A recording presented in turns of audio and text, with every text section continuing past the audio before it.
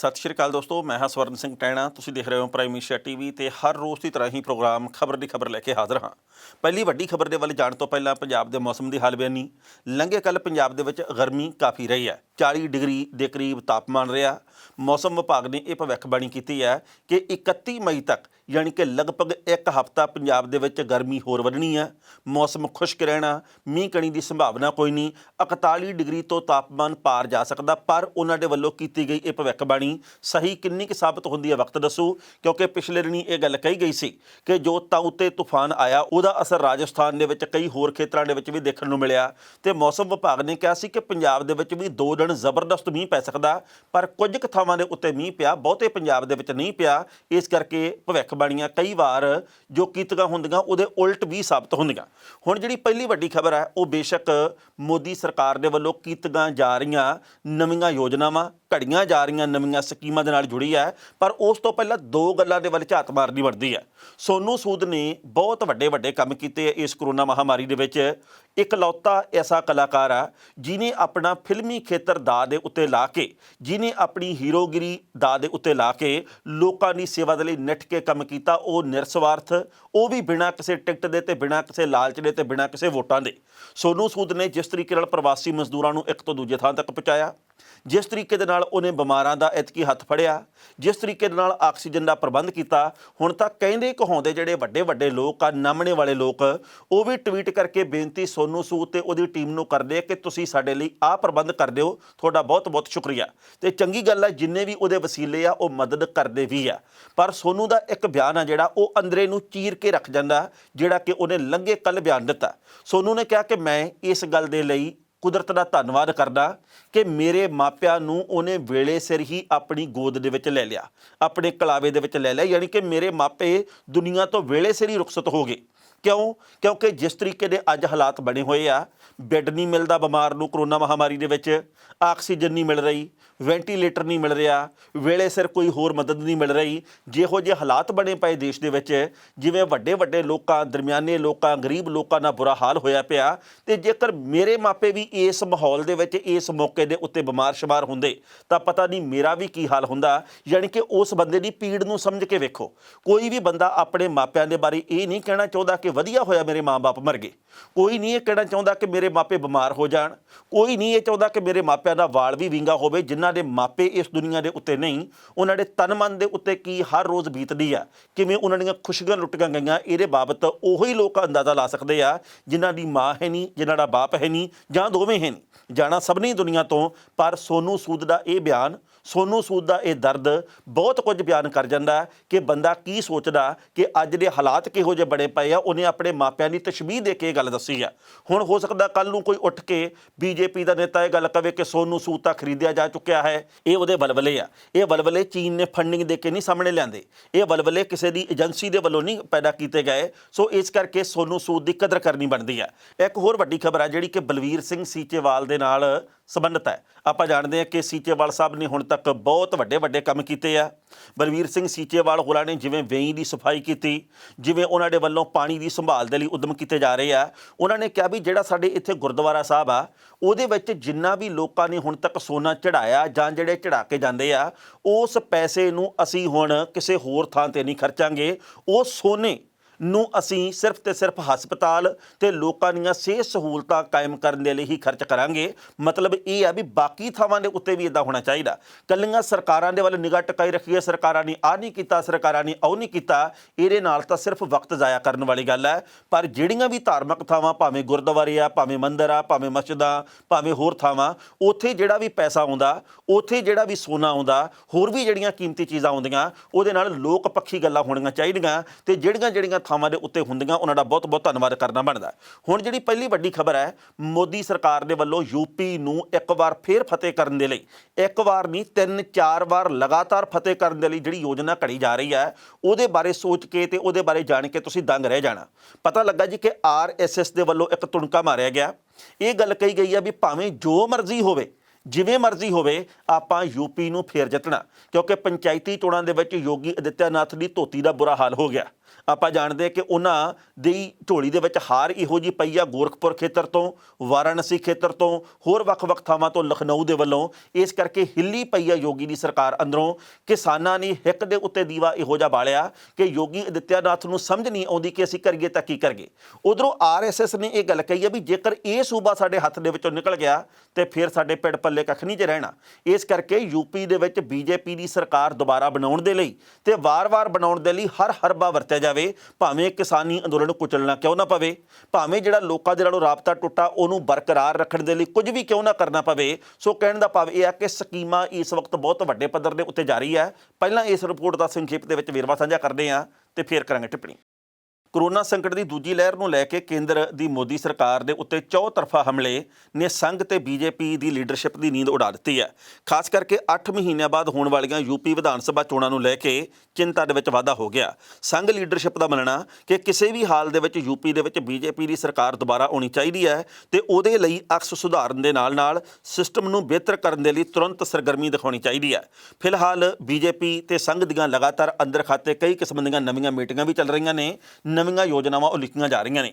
Corona ਤੇ ਉੱਤਰ ਪ੍ਰਦੇਸ਼ ਦੀ ਚਿੰਤਾ ਨੂੰ ਲੈ ਕੇ ਸੰਘ ਤੇ BJP ਲੀਡਰਸ਼ਿਪ ਦਰਮਿਆਨ ਐਤਵਾਰ ਨੂੰ ਇੱਕ ਮਹੱਤਵਪੂਰਨ ਮੀਟਿੰਗ ਹੋਈ ਹੈ। ਇਹਦੇ ਵਿੱਚ ਪ੍ਰਧਾਨ ਮੰਤਰੀ ਮੋਦੀ, ਗ੍ਰਹਿ ਮੰਤਰੀ ਅਮਿਤ ਸ਼ਾਹ, BJP ਦੇ ਪ੍ਰਧਾਨ JP ਨੱਡਾ ਦੇ ਨਾਲ RSS ਦੀ ਸੀਨੀਅਰ ਲੀਡਰਸ਼ਿਪ ਵੀ ਹਾਜ਼ਰ ਹੋਈ ਹੈ। ਇਹਦੇ ਵਿੱਚ ਅਕਸ ਤੇ ਸਿਸਟਮ ਸੁਧਾਰਨ ਦੀ ਰਾਜਨੀਤੀ ਬਣਾਈ ਗਈ ਹੈ। ਸੰਘ ਦੇ ਇੱਕ ਵੱਡੇ ਅਹੁਦੇਦਾਰ ਨੇ ਕਿਹਾ ਕਿ ਪਹਿਲੀ ਚਿੰਤਾ ਕੋਰੋਨਾ ਨਾਲ ਨਿਪਟਣ ਨੂੰ ਲੈ ਕੇ ਸਰਕਾਰ ਦੇ ਅਕਸ ਨੂੰ ਸੁਧਾਰਨ ਦੀ ਹੈ ਤੇ ਦੂਜਾ ਉਹਦਾ ਅਸਰ UP ਵਿਧਾਨ ਸਭਾ ਦੇ ਉੱਤੇ ਪੈਣ ਤੋਂ ਰੋਕਿਆ ਜਾ ਸਕੇ, ਇਹ ਬੜਾ ਜ਼ਰੂਰੀ ਹੈ। ਸੰਘ ਦਾ ਮੰਨਣਾ ਹੈ ਕਿ ਗੁਜਰਾਤ ਦੀ ਤਰ੍ਹਾਂ ਉੱਤਰ ਪ੍ਰਦੇਸ਼ ਦੇ ਵਿੱਚ ਵੀ BJP ਨੂੰ 15-20 ਸਾਲ ਦੇ ਸ਼ਾਸਨ ਦੀ ਤਿਆਰੀ ਕਰਨੀ ਚਾਹੀਦੀ ਹੈ। 2014 ਦੀਆਂ ਆਮ ਚੋਣਾਂ ਤੋਂ ਪਹਿਲਾਂ ਅਮਿਤ ਸ਼ਾਹ UP ਦੇ ਇੰਚਾਰਜ ਬਣਾਏ ਗਏ ਸਨ। ਫਿਰ ਸਾਲ 2017 ਦੀਆਂ ਵਿਧਾਨ ਸਭਾ ਚੋਣਾਂ ਵਿੱਚ ਸ਼ਾਹ ਦੇ ਨਾਲ ਸੁਨੀਲ ਬੰਸਲ ਨੂੰ ਇਹ ਜ਼ਿੰਮਾ ਸੌਂਪਿਆ ਗਿਆ ਤੇ ਪਾਰਟੀ ਨੂੰ ਪਹਿਲੀ ਵਾਰ ਸਪਸ਼ਟ ਬਹੁਮਤ ਦੇ ਨਾਲ ਮਜ਼ਬੂਤ ਸਰਕਾਰ ਮਿਲੀ। ਹੁਣ ਕੋਰੋਨਾ ਕਰਕੇ UP ਦੇ ਵਿੱਚ BJP ਦੇ ਕਈ ਵਿਧਾਇਕਾਂ ਦੀ ਵੀ ਮੌਤ ਹੋ ਗਈ ਹੈ ਤੇ ਕਈ ਨੇਤਾਵਾਂ ਨੇ ਆਪਣੀ ਹੀ ਸਰਕਾਰ ਦੇ ਕੰਮਕਾਜ ਨੂੰ ਲੈ ਕੇ ਨਾਰਾਜ਼ਗੀ ਜ਼ਾਹਰ ਕੀਤੀ ਹੈ। ਕੇਂਦਰ ਦੇ ਵਿੱਚ ਮੰਤਰੀ ਤੇ ਬਰੇਲੀ ਦੇ ਸੰਸਦ ਮੈਂਬਰ ਸੰਤੋਸ਼ ਗੰਗਵਾਰ ਨੇ ਵੀ ਇਸ ਸਿਲਸਿਲੇ ਦੇ ਵਿੱਚ ਗੁੱਸਾ ਜ਼ਾਹਰ ਕੀਤਾ। ਪ੍ਰਧਾਨ ਮੰਤਰੀ ਦੇ ਸੰਸਦੀ ਖੇਤਰ ਵਾਰਾਣਸੀ ਦੇ ਵਿੱਚ ਵੀ ਵੱਡਾ ਸੰਕਟ ਪੈਦਾ ਹੋਇਆ। ਇੱਥੇ ਵੀ ਦੱਸਣਾ ਬਣਦਾ ਕਿ ਕਿਸਾਨ ਅੰਦੋਲਨ ਨੇ ਵੀ UP ਸਰਕਾਰ ਦੀ ਨੀਂਦ ਉਡਾਈ ਹੋਈ ਹੈ। ਬੇਸ਼ੱਕ ਮੋਦੀ ਸਰਕਾਰ ਕਿਸਾਨਾਂ ਨੂੰ ਮਿਲਣ ਤੋਂ ਕੰਨੀ ਕਤਰਾ ਰਹੀ ਹੈ ਤੇ ਇਸ ਗੱਲ ਨੂੰ ਅਡਿਟ ਕਰਨ ਦੀ ਕੋਸ਼ਿਸ਼ ਕਰ ਰਹੀ ਹੈ, ਪਰ ਇਹ ਸਾਰੇ ਜਾਣਦੇ ਨੇ ਕਿ UP ਦੇ ਵਿੱਚ ਕਿਸਾਨਾਂ ਨੇ ਯੋਗੀ ਸਰਕਾਰ ਨੂੰ ਪੰਚਾਇਤੀ ਚੋਣਾਂ ਦੇ ਵਿੱਚ ਐਸੀ ਭੁਆਂਟਣੀ ਦਿੱਤੀ ਕਿ ਹੁਣ ਸੰਘ ਤੇ BJP ਦੇ ਹੱਥ ਪੈਰ ਫੁੱਲੇ ਹੋਏ ਨੇ। ਇਸ ਖਬਰ ਦੇ ਉੱਤੇ ਟਿੱਪਣੀ ਕਰਦੇ ਦੋਸਤੋ, ਪਹਿਲੀ ਗੱਲ ਤਾਂ ਅਸੀਂ ਕਹਾਂਗੇ ਕਿ ਕਿਸਾਨਾਂ ਨੇ ਤਾਂ ਇਸ ਗੱਲ ਦਾ ਐਲਾਨ ਕੀਤਾ ਕਿ ਹਾਲੇ ਪੰਜੀ ਦਾ ਭੌਣ ਦਿਖਾਉਣਾ ਬਾਕੀ ਹੈ। ਉੱਤਰਾਖੰਡ ਤੇ UP ਦੇ ਵਿੱਚ ਵੀ ਅਸੀਂ ਉਹ ਕੁਝ ਕਰਾਂਗੇ ਜੋ ਕੁਝ ਅਸੀਂ ਪੱਛਮੀ ਬੰਗਾਲ ਦੇ ਵਿੱਚ UP ਦਾ ਕਰਕੇ ਦਿਖਾਇਆ। UP ਦੇ ਵਿੱਚ ਜਿਸ ਤਰੀਕੇ ਦੇ ਨਾਲ ਪੰਚਾਇਤੀ ਚੋਣਾਂ ਦੇ ਵਿੱਚ ਲੋਕਾਂ ਨੇ ਯੋਗੀ ਸਰਕਾਰ ਨੂੰ ਫਿਕਰਾਂ ਦੇ ਵਿੱਚ ਪਾਇਆ, ਉਸ ਤੋਂ ਬਾਅਦ ਸੰਘ ਦੀ ਫਿਕਰਮੰਦੀ ਵਧਣੀ ਕੁਦਰਤੀ ਸੀ ਕਿਉਂਕਿ UP ਦੇ ਵਿੱਚ ਲੋਕ ਸਭਾ ਦੀਆਂ 80 ਸੀਟਾਂ 2014 ਦੇ ਵਿੱਚ ਵੀ ਇੱਥੇ ਸਰਕਾਰ ਬਣਾਉਣ ਦੇ ਵਿੱਚ ਭਾਰਤ ਦੇ ਵਿੱਚ NDA ਦੀ ਸਭ ਤੋਂ ਵੱਡਾ ਯੋਗਦਾਨ UP ਦਾ ਰਿਹਾ ਤੇ 2019 ਦੇ ਵਿੱਚ ਵੀ ਸਭ ਤੋਂ ਵੱਡਾ ਯੋਗਦਾਨ UP ਦਾ ਰਿਹਾ ਤੇ UP ਇੱਕ ਇਹੋ ਜਿਹਾ ਸੂਬਾ ਜਿੱਥੇ ਧਰਮ ਆਧਾਰਿਤ ਰਾਜਨੀਤੀ ਸਿਖਰ ਦੇ ਉੱਤੇ ਹੈ। ਇਹ ਇੱਕ ਵੱਖਰੀ ਗੱਲ ਹੈ ਵੀ ਗੰਗਾ ਨਦੀ ਦੇ ਵਿੱਚ ਭਾਵੇਂ ਲਾਸ਼ਾਂ ਤੈਰਦੀਆਂ ਹੋਣ, ਭਾਵੇਂ ਲਾਸ਼ਾਂ ਨੂੰ ਦਫਨਾਇਆ ਜਾਂਦਾ ਹੋਵੇ, ਭਾਵੇਂ ਉੱਥੇ ਸੰਸਕਾਰ ਕਰਨ ਵਾਲਿਆਂ ਦਾ 5-5 ਹਜ਼ਾਰ ਰੁਪਏ ਦਾ ਖਰਚਾ ਕਰਨ ਦੀ ਗੱਲ ਕੀਤੀ ਜਾਵੇ, ਹੋਰ ਵੀ ਬੜੀਆਂ ਸਕੀਮਾਂ ਅਵਲੀਆਂ ਜੀਆਂ ਯੋਗੀ ਆਦਿੱਤਿਆਨਾਥ ਨੇ ਸ਼ੁਰੂ ਕੀਤੀਆਂ। ਇਹ ਗੱਲ ਕਹਿ ਕੇ ਪੱਛਮੀ ਬੰਗਾਲ ਦੇ ਵਿੱਚ ਕਿ ਹਮ ਤੋਂ ਜੀਤੇਗੇ ਹੀ ਜੀਤੇਗੇ, ਕੋਰੋਨਾ ਕੁਛ ਵੀ ਨਹੀਂ, ਤੇ ਆਪ ਜਨਾਬ ਜੀ UP ਦੇ ਵਿੱਚ ਆ ਕੇ ਵਾਪਸ ਤੇ ਕੋਰੋਨਾ ਪੋਜ਼ਿਟਿਵ ਹੋ ਜਾਂਦੇ ਆ ਤੇ ਲੋਕਾਂ ਨੂੰ ਮਰਨ ਵਾਸਤੇ ਛੱਡ ਦਿੱਤਾ ਜਾਂਦਾ। ਇਸ ਵਕਤ ਵੀ ਇਹ ਖਬਰਾਂ ਆ ਰਹੀਆਂ ਕਿ UP ਦੇ ਵਿੱਚ ਜਿਹੜੀਆਂ ਪੰਚਾਇਤੀ ਚੋਣਾਂ ਹੋਈਆਂ, ਸੈਂਕੜਿਆਂ ਦੀ ਗਿਣਤੀ ਦੇ ਵਿੱਚ ਇਹਨਾਂ ਚੋਣਾਂ ਦੇ ਮੌਕੇ ਡਿਊਟੀ ਕਰਨ ਵਾਲੇ ਕਰਮਚਾਰੀ ਆ ਜਿਹੜੇ ਉਹ ਕੋਰੋਨਾ ਦੇ ਕਰਕੇ ਮੌਤ ਦੀ ਬੁੱਕਲ 'ਚ ਚਲੇ ਗਏ, ਪਰ ਸਰਕਾਰੀ ਅੰਕੜਿਆਂ ਦੇ ਵਿੱਚ ਹੀਰਾਫੇਰੀ ਕਰ ਲਈ ਗਈ ਆ। ਸੋ ਧਰਮ ਦਾ ਪੱਤਾ ਜਿਹੜਾ ਉਹ ਵਾਰ-ਵਾਰ ਖੇਡਦੇ ਆ ਤੇ ਧਰਮ ਦਾ ਪੱਤਾ ਉੱਥੇ ਕਾਮਯਾਬ ਵੀ ਹੁੰਦਾ ਤੇ ਆਉਂਦੇ ਵਾਰ ਯਾਨੀ ਕਿ 2024 ਦੇ ਮੱਦੇਨਜ਼ਰ ਰਾਮ ਮੰਦਿਰ ਦਾ ਨਿਰਮਾਣ ਇੰਨੀ ਤੇਜ਼ੀ ਨਾਲ ਕੀਤਾ ਜਾ ਰਿਹਾ ਵੀ ਲੋਕਾਂ ਨੂੰ ਇਸ ਨਾਂ ਦੇ ਉੱਤੇ, ਮੰਦਿਰ ਦੇ ਨਾਂ ਦੇ ਉੱਤੇ ਅਸੀਂ ਆਪਣੇ ਵੱਲ ਆਕਰਸ਼ਿਤ ਕਰਾਂਗੇ ਤੇ ਲੋਕ ਹੋ ਵੀ ਜਾਣੇ ਆ ਉਹਨਾਂ ਦੀ ਸੋਚਣੀ ਦੇ ਮੁਤਾਬਕ। ਪਰ ਧਰਮ ਦਾ ਸਤਿਕਾਰ ਕਰੋ, ਪਰ ਧਰਮ ਦੇ ਨਾਂ ਦੇ ਉੱਤੇ ਜਿਹੜੀ ਵੀ ਪਾਰਟੀ ਵੋਟਾਂ ਮੰਗਦੀ ਆ ਉਹਨੂੰ ਲਾਹਣਤਾਂ ਵੀ ਪਾਓ ਤੇ ਉਹਦੇ ਕੋਲੋਂ ਦੂਰੀ ਵੀ ਬਣਾ ਕੇ ਰੱਖੋ। ਪਰ ਜਿਸ ਤਰੀਕੇ ਦੇ ਨਾਲ ਸੰਘ ਨੇ ਤੇ BJP ਨੇ ਮੀਟਿੰਗਾਂ ਦਾ ਸਿਲਸਿਲਾ ਸ਼ੁਰੂ ਕੀਤਾ ਕਿ ਕਿਸਾਨੀ ਅੰਦੋਲਨ ਨੂੰ ਮੱਠਾ ਕਰਨ ਦੇ ਲਈ, ਠੰਡੇ ਬਸਤੇ 'ਚ ਪਾਉਣ ਦੇ ਲਈ ਤੇ ਇਸ ਅੰਦੋਲਨ ਦੀ ਧਾਰ ਮੱਠੀ ਕਰਨ ਦੇ ਲਈ ਦਿਨ ਰਾਤ ਇੱਕ ਕੀਤੀ ਜਾਵੇ। ਜਿਵੇਂ ਇਸ ਗੱਲ ਦੇ ਉੱਤੇ ਫੈਸਲਾ ਕੀਤਾ ਗਿਆ ਕਿ ਯੂਪੀ ਦੇ ਵਿੱਚ ਜਿਹੜਾ ਸੰਪਰਕ ਟੁੱਟਿਆ ਹੈਗਾ ਆਮ ਲੋਕਾਂ ਦੇ ਨਾਲੋਂ ਬੀਜੇਪੀ ਦੇ ਨੇਤਾਵਾਂ ਦਾ, ਇਹਨੂੰ ਦੁਬਾਰਾ ਬਹਾਲ ਕਰਕੇ ਲੋਕਾਂ ਦੇ ਮਨਾਂ ਵਿਚਲੇ ਗਿਲੇ ਸ਼ਿਕਵੇ ਦੂਰ ਕੀਤੇ ਜਾਣ। ਉਸ ਤੋਂ ਬਾਅਦ ਇਉਂ ਲੱਗਦਾ ਕਿ ਹੁਣ ਬੀਜੇਪੀ ਨੂੰ ਅਸਲ ਅਰਥਾਂ ਦੇ ਵਿੱਚ ਸ਼ਾਇਦ ਥੋੜ੍ਹੀ ਜਿਹੀ ਅਕਲ ਆਉਣੀ ਸ਼ੁਰੂ ਹੋਈ ਹੈ। ਕੱਲ੍ਹ ਤੱਕ ਤਾਂ ਇਹ ਗੱਲ ਕਹਿੰਦੇ ਸੀ ਕਿਸਾਨ ਹੈ ਹੀ ਮੁੱਠੀ ਭਰ, ਹੁਣ ਪੰਚਾਇਤੀ ਚੋਣਾਂ ਦੇ ਵਿੱਚ ਹਰਿਆਣੇ ਦੇ ਜਾਂ ਪੰਜਾਬ ਦੇ ਕਿਸਾਨ ਵੋਟਾਂ ਥੋੜ੍ਹੀ ਪਾਏ ਆ, ਪੱਛਮੀ ਬੰਗਾਲ ਦੇ ਵਿੱਚ ਪੰਜਾਬ ਦੇ ਕਿਸਾਨਾਂ ਨੇ ਵੋਟਾਂ ਥੋੜ੍ਹੀ ਪਾਈਆਂ ਤ੍ਰਿਣਮੂਲ ਕਾਂਗਰਸ ਨੂੰ। ਸੋ ਇਸ ਕਰਕੇ ਜਦੋਂ ਭੁਆਂਟਣੀਆਂ ਲੱਗਣੀਆਂ ਸ਼ੁਰੂ ਹੋਈਆਂ ਤਾਂ ਫਿਕਰਮੰਦੀ ਵੀ ਬਣਦੀ ਆ ਉਹਨਾਂ ਦੀ, ਤੇ ਉਹਨਾਂ ਨੇ ਫਿਕਰਮੰਦੀ ਜ਼ਾਹਰ ਵੀ ਕੀਤੀ ਆਪਣੀ ਮੀਟਿੰਗ ਦੇ ਵਿੱਚ। ਗੱਲਾਂ ਤਾਂ ਇਹ ਵੀ ਨਿਕਲ ਕੇ ਬਾਹਰ ਆਈਆਂ ਕਿ ਭਾਵੇਂ ਕੋਈ ਵੀ ਹਰਬਾ ਵਰਤਿਆ ਜਾਵੇ, ਆਪਾਂ ਯੂਪੀ ਨੂੰ ਹੱਥ ਦੇ ਵਿੱਚੋਂ ਨਿਕਲ ਨਹੀਂ ਦੇਣਾ। 8 ਮਹੀਨਿਆਂ ਬਾਅਦ ਵੋਟਾਂ ਪੈਣੀਆਂ। ਕਿਸਾਨਾਂ ਨੇ ਜਿਸ ਤਰੀਕੇ ਦੇ ਨਾਲ ਜਲਵਾ ਪੇਸ਼ ਕਰਨ ਦੀ ਗੱਲ ਕੀਤੀ ਹੈ, 26 ਤਰੀਕ ਨੂੰ ਯਾਨੀ ਕਿ ਕੁਝ ਘੰਟਿਆਂ ਬਾਅਦ ਭਲਕ ਨੂੰ 6 ਮਹੀਨੇ ਬਾਰਡਰਾਂ ਦੇ ਉੱਤੇ ਪੂਰੇ ਹੋ ਜਾਣੇ ਆ। ਇੱਕ ਪਾਸੇ ਗੱਲ ਕਹਿੰਦੇ ਆ ਮੋਦੀ ਸਾਹਿਬ रो रो के ਅੱਖਾਂ ਦੇ ਵਿੱਚ ਅਥਰੂ ਲਿਆ ਕੇ कि जी मुझे तो बहुत दुख हो रहा है, कोरोना के कारण लोग इतने मर गए हैं। तो ਜਿਹੜੇ हर रोज़ किसान मरते ਆ, ਜਿਹੜੇ हर रोज़ इलाज तो सखणे लोग मरते आ, ਜਿਹੜੇ हर रोज़ अपना गोड्यां ਦੇ ਵਿੱਚ सिर दे के रोंदे आ भी जिन्हां ਨੂੰ ਅਸੀਂ ਚੁਣਿਆ ਉਹ ਸਾਡੀ ਬਾਤ ਕਿਉਂ ਨਹੀਂ ਪੁੱਛਦੇ। ਉਹਨਾਂ ਦੀ ਭਾਵੁਕਤਾ ਦੇ ਬਾਰੇ ਕੋਈ ਖਿਆਲ ਨਹੀਂ ਮੋਦੀ ਸਾਹਿਬ ਦਾ। ਆਪਣਾ ਹੀ ਲਾਈਟ ਕੈਮਰਾ ਐਕਸ਼ਨ ਦੇ ਆਧਾਰ ਦੇ ਉੱਤੇ ਉਹਨਾਂ ਨੇ ਪ੍ਰੋਗਰਾਮ ਪੇਸ਼ ਕੀਤਾ, ਜਿਹਦੇ ਉੱਤੇ ਲੋਕਾਂ ਨੇ ਬਹੁਤ ਵੱਡੇ ਪੱਧਰ ਦੇ ਉੱਤੇ ਸਵਾਲ ਵੀ ਕੀਤੇ ਆ ਕਿ ਮੋਦੀ ਸਾਹਿਬ ਆਉਂਦੇ ਆ, कैमरा देख के छा जाते हैं तो उस तो बाद फिर छुप जाते हैं। सो वक्त दसूगा की बनता, पर यूपी दे विच सरकार बने इहदे लई दिन रात हुणे तो अंदर खाते कोशिशां शुरू कर दित्तियां गईयां। जिवें कि असीं पहली खबर दे विच गल सांझी कीती है कि 26 तरीक के मद्देनज़र 26 मई के मद्देनज़र किसानां दे वल्लों बहुत वड्डियां तैयारियां कीतियां गईयां। जिस तरीके दे नाल काले रंग दीयां पग्गां बन्नण दे लई कहा गया सबनां नूं, जिस तरीके दे नाल भैणां नूं ये गल कही गई है कि काले रंग दीयां चुन्नियां लैके तुसीं बार्डरां दे उत्ते पहुंचो। जिस तरीके नाल गल ये कही गई है कि हर किसान अपने घर दे उत्ते काला झंडा लहरावे। जिवें गल कही गई है भी ट्रैक्टरां दे उत्ते, मोटरसाइकलां ते, कारां ते, जीपां ते, बसां ते, ट्रक्कां दे उत्ते हर थां दे उत्ते काले झंडे लहराए जाण ते मोदी दे पुतले 26 तरीक नूं फूके जाण। उस तो बाद केंद्र दीयां मुश्किलां दे विच वाधा होया। पर लंघे कल जिस तरीके दे नाल हरियाणवी किसानां दे वल्लों बंब बुलाए गए आ, जिस तरीके दे नाल उन्हां ने खट्टर सरकार दे भुलेखे कढे आ, ਉਹ ਵੀ ਇੱਕ ਬਹੁਤ ਵੱਡੀ ਖਬਰ ਹੈ ਜਿਹੜੀ ਕਿ ਗੋਦੀ ਮੀਡੀਆ ਦੇ ਨਹੀਂ ਸਾਂਝੀ ਕਰਨੀ, ਪਰ ਸਾਡਾ ਇਹ ਫਰਜ਼ ਬਣਦਾ। ਕਿਉਂਕਿ ਜਦੋਂ ਪਿਛਲੇ ਦਿਨੀ ਹਰਿਆਣੇ ਦੇ ਮੁੱਖ ਮੰਤਰੀ ਮਨੋਹਰ ਲਾਲ ਖੱਟੜ ਗਏ ਸੀਗੇ ਹਰਿਆਣੇ ਦੇ ਵਿੱਚ ਇੱਕ ਸਕੂਲ ਦੇ ਵਿੱਚ ਕਰੋਨਾ ਕੇਅਰ ਸੈਂਟਰ ਦੀ ਸਥਾਪਨਾ ਜਦੋਂ ਹੋਈ ਸੀ ਉੱਥੇ ਉਦਘਾਟਨ ਕਰਨ ਦੇ ਲਈ, ਤਾਂ ਕਿਸਾਨ ਵੱਡੀ ਗਿਣਤੀ ਦੇ ਵਿੱਚ ਪਹੁੰਚ ਗਏ ਸੀ ਤੇ ਉਹਨਾਂ ਕਿਸਾਨਾਂ ਦੇ ਉੱਤੇ ਬਹੁਤ ਵੱਡੇ ਪੱਧਰ ਤੇ ਲਾਠੀ ਚਾਰਜ ਕੀਤਾ ਗਿਆ ਸੀ। ਬੜੇ ਕਿਸਾਨ ਜ਼ਖਮੀ ਹੋਏ, ਕਈਆਂ ਦੇ ਉੱਤੇ ਪਰਚੇ ਦਰਜ ਕੀਤੇ ਗਏ ਤੇ ਲੰਘੇ ਕੱਲ ਹਜ਼ਾਰਾਂ ਦੀ ਗਿਣਤੀ ਦੇ ਵਿੱਚ ਹਰਿਆਣੇ ਦੇ ਕਿਸਾਨ ਆ ਜਿਹੜੇ ਉਹ ਗੁਰਨਾਮ ਸਿੰਘ ਚੜੂਨੀ ਤੇ ਹੋਰਨਾਂ ਕਿਸਾਨ ਆਗੂਆਂ ਦੀ ਅਗਵਾਈ ਦੇ ਵਿੱਚ ਵੱਖ-ਵੱਖ ਖਾਪ ਪੰਚਾਇਤਾਂ ਜਿਹੜੀਆਂ ਉਹ ਪਹੁੰਚ ਗਈਆਂ ਹਿਸਾਰ ਦੇ ਵਿੱਚ। ਇਹਨਾਂ ਨੇ ਇੱਥੇ ਪੁਲਿਸ ਅਧਿਕਾਰੀਆਂ ਦੇ ਦਫ਼ਤਰਾਂ ਦਾ ਘਿਰਾਓ ਕਰਨ ਦਾ ਐਲਾਨ ਕੀਤਾ ਸੀ। ਇੱਥੇ ਬਟਾਲੀਅਨ ਲਗਭਗ 35 ਬਟਾਲੀਅਨਾਂ ਸੱਦੀਆਂ ਗਈਆਂ ਸੀ ਤਾਂ ਜੋ ਕਿਸਾਨਾਂ ਨੂੰ ਸਾਂਭਿਆ ਜਾਵੇ। ਪਰ ਕਿਸਾਨਾਂ ਦੇ ਇੰਨੇ ਵੱਡੇ ਇਕੱਠ ਨੂੰ ਦੇਖ ਕੇ ਬਟਾਲੀਅਨਾਂ ਵੀ ਪਿੱਛੇ ਹੋ ਗਈਆਂ ਤੇ ਉੱਥੋਂ ਦੀ ਸਰਕਾਰ ਨੂੰ ਵੀ ਫਿਕਰ ਪੈ ਗਿਆ ਤੇ ਜਿਹੜੀ ਉੱਥੋਂ ਦੀ ਹੈਗੀ ਆ ਪ੍ਰਸ਼ਾਸਨਿਕ ਇਕਾਈ ਉਹਨੂੰ ਵੀ ਹੱਥਾਂ ਪੈਰਾਂ ਦੀ ਪੈ ਗਈ ਤੇ ਬਾਅਦ ਦੇ ਵਿੱਚ ਸਮਝੌਤੇ ਦੇ ਉੱਤੇ ਉਤਰ ਆਏ। ਕਿਸਾਨਾਂ ਦੇ ਵੱਲੋਂ ਇਹ ਗੱਲ ਕਹੀ ਗਈ ਹੈ ਵੀ ਜਿੰਨੇ ਕਿਸਾਨਾਂ ਉੱਤੇ ਪਰਚਾ ਦਰਜ ਕੀਤਾ ਗਿਆ ਸਾਰੇ ਰੱਦ ਕੀਤੇ ਜਾਣ। ਇਹ ਗੱਲ ਕਹੀ ਗਈ ਹੈ ਕਿ ਸਾਡੀ ਆ ਮੰਗ ਮੰਨੀ ਜਾਵੇ ਤੇ ਫਿਰ ਉੱਥੋਂ ਦੇ ਪ੍ਰਸ਼ਾਸਨ ਦੇ ਵੱਲੋਂ ਉਹਨਾਂ ਮੰਗਾਂ ਨੂੰ ਮੰਨਣ ਦੇ ਉੱਤੇ ਸਹਿਮਤੀ ਵੀ ਪ੍ਰਗਟਾਈ ਗਈ ਹੈ। ਪਹਿਲਾਂ ਇਸ ਰਿਪੋਰਟ ਦਾ ਸੰਖੇਪ ਦੇ ਵਿੱਚ ਵੇਰਵਾ ਤੇ ਫਿਰ ਕਰਾਂਗੇ ਟਿੱਪਣੀ। ਸੰਯੁਕਤ ਕਿਸਾਨ ਮੋਰਚੇ ਨੇ ਕਿਹਾ ਕਿ ਹਰਿਆਣਾ ਸਰਕਾਰ ਵੱਲੋਂ ਕਿਸਾਨਾਂ ਉੱਤੇ ਹੋ ਰਹੇ ਅਤਿਆਚਾਰਾਂ ਦੇ ਖਿਲਾਫ ਹਿਸਾਰ ਵਿੱਚ ਹਜ਼ਾਰਾਂ ਕਿਸਾਨ ਇਕਜੁੱਟ ਹੋਏ। ਹਰਿਆਣਾ ਸਰਕਾਰ ਨੇ ਪੁਲਿਸ ਫੋਰਸ ਤੇ RAF ਦੇ ਜ਼ਰੀਏ ਕਿਸਾਨਾਂ ਨੂੰ ਡਰਾਉਣ ਦੀ ਕੋਸ਼ਿਸ਼ ਕੀਤੀ, ਪਰ ਕਿਸਾਨਾਂ ਦੇ ਹੌਸਲੇ ਬੁਲੰਦ ਸੀ ਤੇ ਹਜ਼ਾਰਾਂ ਕਿਸਾਨ ਟਰੈਕਟਰਾਂ, ਜੀਪਾਂ, ਕਾਰਾਂ, ਟਰੱਕਾਂ ਦੇ ਰਾਹੀਂ ਹਿਸਾਰ ਪਹੁੰਚੇ। ਕਿਸਾਨ ਆਗੂਆਂ ਨੇ ਕਿਹਾ ਕਿ ਸੋਸ਼ਲ ਮੀਡੀਆ ਦੇ ਉੱਤੇ ਫੈਲ ਗਿਆ ਕਿ ਸੁਰੱਖਿਆ ਬਲਾਂ ਦੀਆਂ 35 ਬਟਾਲੀਅਨਾਂ ਤਾਇਨਾਤ ਕੀਤੀਆਂ ਗਈਆਂ ਨੇ।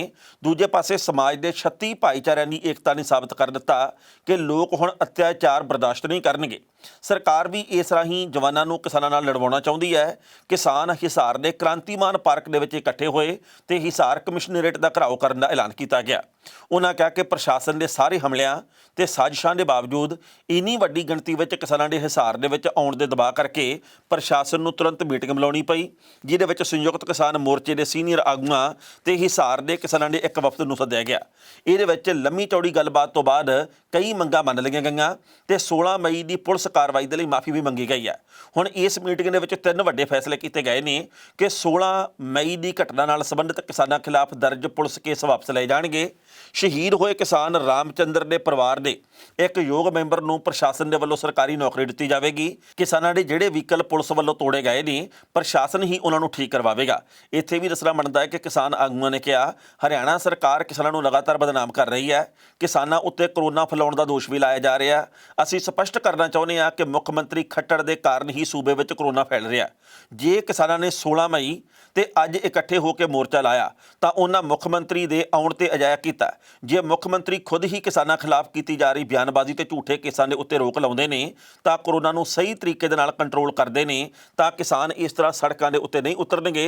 ਉਹਨਾਂ ਨੇ ਕਿਹਾ ਕਿ ਹਰਿਆਣੇ ਦੇ ਮੁੱਖ ਮੰਤਰੀ ਤੇ ਉਪ ਮੁੱਖ ਮੰਤਰੀ ਸਣੇ ਸਾਰੇ ਭਾਜਪਾ ਤੇ ਜਨ ਨਾਇਕ ਜਨਤਾ ਪਾਰਟੀ ਦੇ ਨੇਤਾ ਇਹਨਾਂ ਇਕੱਠਾਂ ਵਾਸਤੇ ਕਿਸਾਨਾਂ ਨੂੰ ਉਤਸ਼ਾਹਿਤ ਕਰਦੇ ਨੇ ਤਾਂ ਜੋ ਕਿਸਾਨਾਂ ਦੇ ਉੱਤੇ ਕਰੋਨਾ ਦਾ ਦੋਸ਼ ਲਾਇਆ ਜਾ ਸਕੇ ਤੇ ਸਿਹਤ ਵਿਭਾਗ ਦੇ ਮਾੜੇ ਪ੍ਰਬੰਧਨ ਤੋਂ ਧਿਆਨ ਇਸ ਪਾਸੇ ਵੱਲ ਲਿਆਇਆ ਜਾ ਸਕੇ। ਇਸ ਖਬਰ ਦੇ ਉੱਤੇ ਟਿੱਪਣੀ ਕਰਦੇ ਦੋਸਤੋ ਪਹਿਲੀ ਗੱਲ ਤਾਂ ਅਸੀਂ ਕਹਾਂਗੇ ਕਿ ਸੰਯੁਕਤ ਕਿਸਾਨ ਮੋਰਚੇ ਦੇ ਵੱਲੋਂ ਇਹ ਗੱਲ ਕਹੀ ਗਈ ਹੈ ਕਿ ਹਰਿਆਣੇ ਦੇ ਵਿੱਚ ਜਿਹੜੇ ਵੀ ਲੋਕ ਹਾਲੇ ਵੀ ਜਨ ਨਾਇਕ ਜਨਤਾ ਪਾਰਟੀ ਤੇ ਭਾਜਪਾ ਦੇ ਸਮਰਥਕ ਹੈ ਉਹਨਾਂ ਦੇ ਘਰਾਂ ਦੇ ਵਿੱਚ ਅਸੀਂ ਧੀਆਂ ਪੁੱਤਾਂ ਦੇ ਰਿਸ਼ਤੇ ਕਰਨੇ ਨਹੀਂ ਤੇ ਉਹਨਾਂ ਦੇ ਰਿਸ਼ਤੇ ਕਬੂਲ ਨਹੀਂ ਕਰਨੇ ਤੇ ਨਾ ਹੀ ਅਸੀਂ ਆਪਦੀ ਕੁੜੀ ਉਧਰਲੇ ਪਾਸੇ ਵਿਆਹਣੀ ਆ। ਉਹਨਾਂ ਨੇ ਇਹ ਗੱਲ ਕਹੀ ਹੈ ਵੀ ਇਹਨਾਂ ਲੋਕਾਂ ਦੇ ਨਾਲੋਂ ਖਾਸ ਕਰਕੇ ਇਹਨਾਂ ਨੇਤਾਵਾਂ ਦੇ ਨਾਲੋਂ ਰੋਟੀ ਬੇਟੀ ਦੀ ਸਾਂਝ ਤੋੜਨ ਦੀ ਅਸੀਂ ਪਹਿਲਾਂ ਵੀ ਗੱਲ ਕੀਤੀ ਸੀ ਤੇ ਹੁਣ ਇਹ ਗੱਲ ਫੇਰ ਦੁਹਰਾਉਂਦੇ ਆ ਵੀ ਜਿਹੜਾ ਵੀ ਕੋਈ ਝੋਲੀ ਚੱਕ ਕੇ ਗੱਲ ਕਵੇ ਕਿ ਜੀ ਮੈਨੂੰ ਤਾਂ ਹਾਲੇ ਵੀ ਇਹ ਪਸੰਦ ਹੈਗੇ ਆ ਨਾ ਉਹਨਾਂ ਦੇ ਘਰ ਦੇ ਵਿੱਚ ਅਸੀਂ ਆਪਦਾ ਮੁੰਡਾ ਵਿਆਹਣਾ ਨਾ ਉਹਨਾਂ ਦੀ ਧੀ ਦੇ ਨਾਲ ਆਪਦੇ ਪੁੱਤ ਦਾ ਵਿਆਹ ਕਰਨਾ। ਮਤਲਬ ਇਹ ਆ ਵੀ ਹਰਿਆਣੇ ਦੇ ਕਿਸਾਨ ਇਸ ਵਕਤ ਇੰਨੇ ਅਗਰੈਸਿਵ ਹੋ ਕੇ ਇੰਨੇ ਸਰਗਰਮ ਹੋ ਕੇ ਉੱਥੋਂ ਦੀ ਸਰਕਾਰ ਨੂੰ ਘੇਰਾ ਪਾ ਰਹੇ ਆ ਵੀ ਬਾਕੀ ਸੂਬਿਆਂ ਦੇ ਵਿੱਚ ਵੀ ਇਸ ਗੱਲ ਦੀ ਚਰਚਾ ਛਿੜ ਰਹੀ ਹੈ। ਉਸ ਤੋਂ ਅਗਲੀ ਗੱਲ ਇਹ ਆ ਵੀ ਜਿਵੇਂ ਹਿਸਾਰ ਦੇ ਵਿੱਚ ਛੱਲੀਆਂ ਵਾਂਗੂ ਕੁੱਟਿਆ ਗਿਆ ਸੀਗਾ ਕਿਸਾਨਾਂ ਨੂੰ ਉਸ ਤੋਂ ਬਾਅਦ ਲੰਘੇ ਕੱਲ ਜਿਵੇਂ ਪਿੱਠ ਲਵਾਈ ਹੈ ਉੱਥੋਂ ਦੀ ਪੁਲਿਸ ਦੀ ਤੇ ਜਿਵੇਂ ਲੰਘੇ ਕੱਲ ਖੱਟੜ ਸਰਕਾਰ ਦੀ ਪਿੱਠ ਲੱਗੀ ਹੈ ਉਹ ਵੀ ਇੱਕ ਬਹੁਤ ਵੱਡੀ ਮਿਸਾਲ ਆ। ਕੱਲ੍ਹ ਤੱਕ ਇਹ ਗੱਲ ਕਹਿੰਦੇ ਸੀ ਹਰਿਆਣੇ ਕੇ ਕਿਸਾਨ ਤੋਂ ਮੁੱਠੀ ਭਰ ਹੈ ये तो एक ही सूबे का अंदोलन है वो पंजाब है। तो मतलब कहने का यह भी हुण हरियाणे च जो हिसार दे विच पहुंचे हज़ारां की गिणती च किसान तां खट्टड़ तक तारां खड़क गईयां भी किसान इन्नी वड्डी गिणती दे विच आ गया भी भावें आपां 35 बटालीअन लाईआं भावें इत्थे पुलिस फोर्स बहुत वड्डी गिणती च लाई है पर जेकर इत्थे माहौल विगड़ गया तो किसी ने नहीं टिकणागा। इस करके हंगामी हालत दे विच मीटिंग सद्दी गई। मतलब कहने का यह है कि बीजेपी दीआं मुश्किलां दे विच वाधा तां चारे पासे हो रहा पर वह मन के राजी नहीं। तो हुण उन्हां लोकां दे मूहरे बहुत वड्डा सवाल है जिहड़े कि कहदे भी किसान तां एकजुट हन ही नहीं किसान तां खिंड गए हन ये तां जी गलत लोग हन क्योंकि पिछले दिनी संयुक्त किसान मोर्चे ने प्रधानमंत्री मोदी के नां दे उत्ते एक चिट्ठी लिखी। ਹੁਣ ਬੀਜੇਪੀ ਦੇ ਕੁਝ ਕੁ ਨੇਤਾਵਾਂ ਨੇ ਇਸ ਗੱਲ ਨੂੰ ਚੁੱਕਿਆ ਕਹਿੰਦੇ ਵੀ ਇਸ ਚਿੱਠੀ ਨੂੰ ਲਿਖਣ ਵੇਲੇ ਪੂਰੀਆਂ ਕਿਸਾਨ ਜਥੇਬੰਦੀਆਂ ਨੂੰ ਭਰੋਸੇ ਦੇ ਵਿੱਚ ਨਹੀਂ ਲਿਆ ਗਿਆ। ਕੁਝ ਕੁ ਕਿਸਾਨ ਜਥੇਬੰਦੀਆਂ ਦੀ ਗੱਲ ਹੀ ਨਹੀਂ ਕੀਤੀ ਗਈ ਤੇ ਇਸ ਗੱਲ ਦੇ ਉੱਤੇ ਸੰਯੁਕਤ ਕਿਸਾਨ ਮੋਰਚੇ ਨੇ ਕਿਹਾ ਵੀ ਅਸੀਂ ਅਗਲੇ ਦਿਨ ਦੇ ਵਿੱਚ ਮੀਟਿੰਗ ਕਰਨੀ ਆ ਅਸੀਂ ਆਪਦੇ ਘਰੇਲੂ ਮਸਲੇ ਅਸੀਂ ਆਪਦੇ ਅੰਦਰੂਨੀ ਮਸਲੇ ਆਪੇ ਸੁਲਝਾ ਲਾਂਗੇ ਤੁਹਾਨੂੰ ਇਹਨਾਂ ਮਾਮਲਿਆਂ ਦੇ ਵਿੱਚ ਦਖਲ ਦੇਣ ਦੀ ਲੋੜ ਨਹੀਂ ਆ। ਸੋ ਕਹਿਣ ਦਾ ਭਾਵ ਇਹ ਆ ਕਿ ਬੀਜੇਪੀ ਦੇ ਮੂਹਰੇ ਚੁਣੌਤੀਆਂ ਹੀ ਚੁਣੌਤੀਆਂ ਪਰ ਕਿਸਾਨਾਂ ਦੇ ਜਜ਼ਬੇ ਨੂੰ ਸਲਾਮ ਕਰਨੀ ਬਣਦੀ ਹੈ। ਕਿਸਾਨ ਇੰਨੀ ਵੱਡੀ ਗਿਣਤੀ ਦੇ ਵਿੱਚ ਹਾਲੇ ਵੀ ਪਹੁੰਚ ਰਹੇ ਬਾਰਡਰਾਂ ਦੇ ਉੱਤੇ ਕਿਸਾਨ ਇੰਨੇ ਮੁਸ਼ਕਿਲ ਹਾਲਾਤ ਦੇ ਵਿੱਚ ਵੀ ਲਗਾਤਾਰ ਅੱਗੇ ਤੋਂ ਅੱਗੇ ਵਧ ਰਹੇ ਆ। ਚੇਤੇ ਕਰੋ ਜਦੋਂ ਇਹ ਅੰਦੋਲਨ ਸ਼ੁਰੂ ਹੋਇਆ ਸੀ ਉਦੋਂ ਪੋਹ ਮਾਘ ਦੀਆਂ ਰਾਤਾਂ ਦੇ ਵਿੱਚ ਟਰਾਲੀਆਂ 'ਚ 10-10 ਜਾਣੇ ਵੀ ਬੈਠੇ। ਇਸ ਵਕਤ ਜਦੋਂ ਗਰਮੀ ਸਿਖਰ ਦੇ ਉੱਤੇ ਆ ਦਿੱਲੀ ਦੇ ਬਾਰਡਰਾਂ ਦੇ ਉੱਤੇ 42-43 ਡਿਗਰੀ ਤੱਕ ਤਾਪਮਾਨ ਪਹੁੰਚ ਜਾਂਦਾ ਤੇ ਉਸ ਵਕਤ ਉਹ ਝੌਂਪੜੀਆਂ ਦੇ ਵਿੱਚ ਬੈਠੇ ਆ ਉਸ ਵਕਤ ਵੀ ਉਹ ਲਗਾਤਾਰ ਡਟੇ ਹੋਏ ਆ। ਉੱਥੇ ਉਹ ਆਪਦੇ ਨਿਆਣੇ ਨਿੱਕੇ ਵੀ ਲੈ ਗਏ ਆ ਤੇ ਜਦੋਂ ਮੀਂਹ ਕਣੀ ਹਨੇਰੀ ਆਉਂਦੀ ਆ ਜਦੋਂ ਝੱਖੜ ਝੁੱਲਾ ਆਉਂਦਾ ਉਦੋਂ ਇਹ ਝੌਂਪੜੀਆਂ ਟੁੱਟ ਵੀ ਜਾਂਦੀਆਂ ਢਹਿ ਜਾਂਦੀਆਂ ਇਹ ਖਿਲਰ ਜਾਂਦੀਆਂ ਤੇ ਉਸ ਤੋਂ ਬਾਅਦ ਉਹ ਫਿਰ ਮਿਹਨਤ ਕਰਕੇ ਇਹਨਾਂ ਨੂੰ ਖੜੀਆਂ ਕਰਦੇ ਆ। ਮਤਲਬ ਇਹਨਾਂ ਸਿਰੜੀ ਲੋਕਾਂ ਨੂੰ ਸਲਾਮ ਕਰਨਾ ਬਣਦਾ। ਰਾਮਦੇਵ ਦੇ ਮੁਤਲਕ ਬਹੁਤ ਸਾਰੀਆਂ ਖਬਰਾਂ ਸਮੇਂ-ਸਮੇਂ ਦੇ ਉੱਤੇ ਆਉਣੀਆਂ ਕੁਦਰਤੀ ਵੀ ਹੈ ਕਿਉਂਕਿ ਉਹਨੇ ਯੋਗ ਦੀ ਗੱਲ ਕਰਦਿਆਂ ਅਯੋਗ ਗੱਲਾਂ ਜਿਵੇਂ ਸ਼ੁਰੂ ਕੀਤੀਆਂ ਉਹਦੇ ਬਾਬਤ ਦੁਨੀਆ ਭਰ ਦੇ ਵਿੱਚ ਬੈਠੇ ਲੋਕ ਹੈਰਾਨ ਹੁੰਦੇ ਆ। ਮੈਂ ਅਕਸਰ ਇਹ ਗੱਲ ਕਹਿਣਾ ਹੁੰਦਾ ਕਿ ਕੰਗਣਾ ਰਣੌਤ ਔਰਤਾਂ ਦੀ ਰਾਮਦੇਵ ਆ ਤੇ ਰਾਮਦੇਵ ਮਰਦਾਂ ਦਾ ਕੰਗਣਾ ਰਣੌਤ ਆ ਕਿਉਂਕਿ ਦੋਨਾਂ ਦੇ ਵੱਲੋਂ ਇੱਕ ਦੂਜੇ ਦੇ ਨਾਲ ਕਿਉਂਕਿ ਦੋਵੇਂ ਜਿਸ ਤਰੀਕੇ ਦੇ ਨਾਲ ਬੀਜੇਪੀ ਦੀ ਚਾਕਰੀ ਕਰਦੇ ਆ ਜਿਸ ਤਰੀਕੇ ਦੇ ਨਾਲ Y+ ਸਿਕਿਉਰਿਟੀ ਦੇ ਚੱਕਰ ਦੇ ਵਿੱਚ ਕੰਗਣਾ ਰਣੌਤ ਦੇ ਵੱਲੋਂ ਗਲਤ ਨੂੰ ਸਹੀ ਕਿਹਾ ਜਾਂਦਾ ਤੇ ਜਿਵੇਂ ਰਾਮਦੇਵ ਦੇ ਵੱਲੋਂ ਆਪਣਾ ਕਾਰੋਬਾਰ ਵੱਡਾ ਕਰਨ ਦੇ ਲਈ ਤੇ ਬੀਜੇਪੀ ਦੀ ਹਰ ਗਲਤ ਗੱਲ ਨੂੰ ਵੀ ਸਹੀ ਦਰਸਾਉਣ ਦੀ ਕੋਸ਼ਿਸ਼ ਕੀਤੀ ਜਾਂਦੀ ਹੈ। ਹੈਰਾਨੀ ਹੁੰਦੀ ਹੈ ਰਹਿ ਕੇ ਵੀ ਇੱਕ ਪਾਸੇ ਕਹਿੰਦੇ ਮੈਂ ਯੋਗ ਗੁਰੂ ਹਾਂ ਤੇ ਗੁਰੂ ਸ਼ਬਦ ਦੀ ਵੀ ਦੁਰਵਰਤੋਂ ਬਾਬਾ ਰਾਮਦੇਵ ਹਾਂ ਬਾਬਾ ਸ਼ਬਦ ਦੀ ਵੀ ਦੁਰਵਰਤੋਂ। ਪਰ ਹੁਣ ਪਤਾ ਲੱਗਾ ਜੀ ਕਿ ਡਾਕਟਰ ਹਰਸ਼ਵਰਧਨ ਜਿਹੜੇ ਕਿ ਭਾਰਤ ਦੇ ਸਿਹਤ ਵਿਭਾਗ ਦੇ ਮੰਤਰੀ ਆ ਉਹ ਰਾਮਦੇਵ ਦੀਆਂ ਗੱਲਾਂ ਤੋਂ ਬਾਗੋ ਬਾਗ ਹੋ ਗਏ ਆ। ਪਹਿਲਾਂ ਉਹਨਾਂ ਨੇ ਗੱਲ ਕਹੀ ਸੀ ਰਾਮਦੇਵ ਨੂੰ ਕਿ ਮਾਫੀ ਮੰਗੋ ਕਿਉਂਕਿ ਇੰਡੀਅਨ ਮੈਡੀਕਲ ਇੰਸਟੀਚਿਊਟ ਦੇ ਵੱਲੋਂ ਗੱਲ ਕਹੀ ਗਈ ਸੀ ਕਿ ਐਲੋਪੈਥੀ ਬਾਰੇ ਅਵਾ-ਤਵਾ ਬੋਲ ਕੇ ਰਾਮਦੇਵ ਨੇ ਡਾਕਟਰਾਂ ਨੇ ਮਨੋਬਲ ਨੂੰ ਸੱਟ ਮਾਰੀ ਹੈ। ਜਦੋਂ ਰਾਮਦੇਵ ਨੇ ਪੋਲੀ ਜੀ ਮਾਫੀ ਮੰਗ ਲਈ ਤੇ ਬਾਅਦ ਦੇ ਵਿੱਚ ਹਰਸ਼ਵਰਧਨ ਹੋਰੀ ਕਹਿੰਦੇ ਵੀ ਬੰਦੇ ਇਹੋ ਜਿਹੇ ਹੁੰਦੇ ਆ, ਕਮਾਲ ਕਰਤੀ ਆ, ਸਿਰਾ ਲਾਤਾ ਇਹਨਾਂ ਨੇ। ਹੋਰ ਕਿਹੜੀਆਂ ਗੱਲਾਂ ਉਹਨਾਂ ਨੇ ਕਹੀਆਂ, ਪਹਿਲਾਂ ਇਹਦਾ ਵੇਰਵਾ ਫਿਰ ਕਰਾਂਗੇ ਟਿੱਪਣੀ। ਐਲੋਪੈਥੀ ਦਵਾਈ ਬਾਰੇ ਰਾਮਦੇਵ ਦੇ ਦਿੱਤੇ ਹੋਏ ਬਿਆਨ ਤੋਂ ਬਾਅਦ ਪੈਦਾ ਹੋਇਆ ਵਿਵਾਦ ਖਤਮ ਹੁੰਦਾ ਦਿਖਾਈ ਦੇ ਰਿਹਾ। ਕੇਂਦਰੀ ਸਿਹਤ ਮੰਤਰੀ ਡਾਕਟਰ ਹਰਸ਼ਵਰਧਨ ਦੀ ਨਾਰਾਜ਼ਗੀ ਤੋਂ ਬਾਅਦ ਰਾਮਦੇਵ ਨੇ ਆਪਣੀ ਗਲਤੀ ਮੰਨਦਿਆਂ ਐਲੋਪੈਥਿਕ ਦਵਾਈ ਵਿਰੁੱਧ ਦਿੱਤੇ ਗਏ ਬਿਆਨ ਨੂੰ ਵਾਪਸ ਲੈ ਲਿਆ। ਰਾਮਦੇਵ ਦੇ ਇਸ ਕਦਮ ਤੋਂ ਬਾਅਦ ਡਾਕਟਰ ਹਰਸ਼ਵਰਧਨ ਨੇ ਕਿਹਾ ਕਿ ਜਿਸ ਢੰਗ ਨਾਲ ਉਹਨਾਂ ਨੇ ਆਪਣਾ ਬਿਆਨ ਵਾਪਸ ਲਿਆ ਤੇ ਇਸ ਮੁੱਦੇ ਦੇ ਉੱਤੇ ਵਿਵਾਦ ਨੂੰ ਰੋਕਿਆ, ਉਹ ਇੱਕ ਸ਼ਲਾਘਾਯੋਗ ਕਦਮ ਹੈ ਤੇ ਇਹ ਉਹਨਾਂ ਦੀ ਪਰਪੱਕਤਾ ਨੂੰ ਦਰਸਾਉਂਦਾ ਹੈ। ਡਾਕਟਰ ਹਰਸ਼ਵਰਧਨ ਨੇ ਟਵੀਟ ਕਰਦਿਆਂ ਕਿਹਾ, ਜਿਵੇਂ ਬਾਬਾ ਰਾਮਦੇਵ ਨੇ ਐਲੋਪੈਥਿਕ ਦਵਾਈ ਬਾਰੇ ਬਿਆਨ ਵਾਪਸ ਲਿਆ ਤੇ ਸਾਰੇ ਮਾਮਲੇ ਨੂੰ ਖਤਮ ਕਰ ਦਿੱਤਾ ਹੈ, ਉਹਦਾ ਅਸੀਂ ਸਵਾਗਤ ਕਰਦੇ ਹਾਂ। ਉਹਨਾਂ ਨੇ ਅੱਗੇ ਲਿਖਿਆ ਕਿ ਅਸੀਂ ਪੂਰੀ ਦੁਨੀਆ ਦੇ ਮੂਹਰੇ ਇਹ ਦਰਸਾਉਣਾ ਹੈ ਕਿ ਕਿਵੇਂ ਭਾਰਤ ਦੇ ਲੋਕਾਂ ਨੇ ਕੋਰੋਨਾ ਦਾ ਲਗਾਤਾਰ ਸਾਹਮਣਾ ਕੀਤਾ। ਬਿਨਾਂ ਸ਼ੱਕ ਸਾਡੀ ਜਿੱਤ ਨਿਸ਼ਚਿਤ ਹੈ। ਇਸ ਖਬਰ ਦੇ ਉੱਤੇ ਟਿੱਪਣੀ ਕਰਦਾ ਦੋਸਤੋ, ਪਹਿਲੀ ਗੱਲ ਤਾਂ ਅਸੀਂ ਕਹਾਂਗੇ ਰਾਮਦੇਵ ਦੇ ਵੱਲੋਂ ਜਿਹੋ ਜਿਹੀਆਂ ਬੇਥਵੀਆਂ ਸਮੇਂ-ਸਮੇਂ ਦੇ ਉੱਤੇ ਮਾਰੀਆਂ ਗਈਆਂ, ਸਾਨੂੰ ਇਸ ਗੱਲ ਦੇ ਉੱਤੇ ਹੈਰਾਨੀ ਵੀ ਹੁੰਦੀ ਹੈ ਤੇ ਦੁੱਖ ਵੀ ਹੁੰਦਾ। ਦੁੱਖ ਇਸ ਕਰਕੇ ਹੁੰਦਾ ਵੀ ਜਿਹੜਾ ਬੰਦਾ ਜਿਹੜੇ ਕੰਮ ਨਾਲ ਜੁੜਿਆ, ਤੁਸੀਂ ਯੋਗ ਕਰਾਓ, ਯੋਗ ਕਰੋ, ਇਹਨੂੰ ਫੈਲਾਓ, ਪਰ ਹੌਲੀ-ਹੌਲੀ ਜਦੋਂ ਕਾਰੋਬਾਰ ਦੇ ਵਿੱਚ ਪੈ ਗਿਆ ਰਾਮਦੇਵ ਤਾਂ ਉਹਦੀਆਂ ਗੱਲਾਂ ਤਰਕ ਤੋਂ ਸੱਖਣੀਆਂ ਹੋਣ ਲੱਗ ਪਈਆਂ। ਜਦੋਂ ਵੈਸੇ ਵੀ ਬੰਦਾ ਸਰਕਾਰਾਂ ਦੀ ਬੋਲੀ ਬੋਲਣ ਲੱਗ ਜੇ, ਸਰਕਾਰਾਂ ਦਾ ਝੋਲੀ ਚੁੱਕ ਹੋਵੇ ਤੇ ਉਸ ਤੋਂ ਬਾਅਦ ਉਹਦੇ ਮੂੰਹ ਦੇ ਵਿੱਚੋਂ ਇਹੋ ਜਿਹੇ ਸ਼ਬਦ ਕੁਦਰਤੀ ਤੌਰ ਤੇ ਨਿਕਲਦੇ ਜਿਹੜੇ ਕਿ ਉਹਦੇ ਲਈ ਮੁਨਾਫੇਵੰਦੇ ਹੋਣ ਤੇ ਲੋਕਾਂ ਦੇ ਲਈ ਭਾਵੇਂ ਉਹ ਜਿੰਨੇ ਮਰਜ਼ੀ ਨੁਕਸਾਨਦਾਇਕ ਹੋਣ। ਰਾਮਦੇਵ ਪਹਿਲਾਂ ਇਹ ਗੱਲ ਕਹਿੰਦਾ ਕਿ ਜਿਹੜੀ ਇਹ ਐਲੋਪੈਥੀ ਹੈ ਇਹ ਤਾਂ ਬਕਵਾਸ ਵਿਗਿਆਨ ਆ, ਇਹ ਤਾਂ ਜੀ ਦਿਵਾਲੀਏਪਨ ਵਾਲਾ ਵਿਗਿਆਨ ਆ, ਇਹ ਜਿਹੜੀਆਂ ਦਵਾਈਆਂ ਇਹ ਵੈਕਸੀਨ ਆਈਆਂ ਹੈਗੀਆਂ ਤੇ ਉਹ ਤਾਂ ਬਿਲਕੁਲ ਬਕਵਾਸ ਹੈਗੀਆਂ, ਇਹਦੇ ਨਾਲ ਫੰਗਸ ਵੱਧ ਰਹੀ ਆ, ਇਹਦੇ ਨਾਲ ਮੌਤਾਂ ਹੋ ਰਹੀਆਂ। ਪਰ ਜਦੋਂ ਉਸ ਤੋਂ ਬਾਅਦ ਇੰਡੀਅਨ ਮੈਡੀਕਲ ਇੰਸਟੀਚਿਊਟ ਨੇ ਸਵਾਲ ਕੀਤਾ ਕਿ ਡਾਕਟਰ ਹਰਸ਼ਵਰਧਨ ਕਿਉਂ ਨਹੀਂ ਇਸ ਮਾਮਲੇ ਤੇ ਕਾਰਵਾਈ ਕਰਦੇ ਤੇ ਉਹਨਾਂ ਨੂੰ ਚਾਹੀਦਾ ਜੀ ਕਿ ਰਾਮਦੇਵ ਦੇ ਉੱਤੇ ਪਰਚਾ ਕੀਤਾ ਜਾਵੇ। फिर पोली जी चिट्ठी हर्षवर्धन होरी लिखते रामदेव को कि आप जी माफ़ी मांग लो, मनोबल गिर रहा है डॉक्टरों का। फिर उस तो बाद रामदेव पोली जी माफ़ी मंग भी लेंदा ते डॉक्टर हर्षवर्धन खुल के सिफतां दे पुल भी बनते हैं। मैनूं गल्लां थोड़ियां जिहियां पुराणियां चेते आ रहीआं। कोरोनल दा रौला किन्ने वड्डे पद्धर ते पिया सी, पर एक दिन डॉक्टर हर्षवर्धन ते कुछ कुछ होर केंद्री मंत्रियों ने ही रामदेव की इस कोरोनल दवाई का उद्घाटन किया।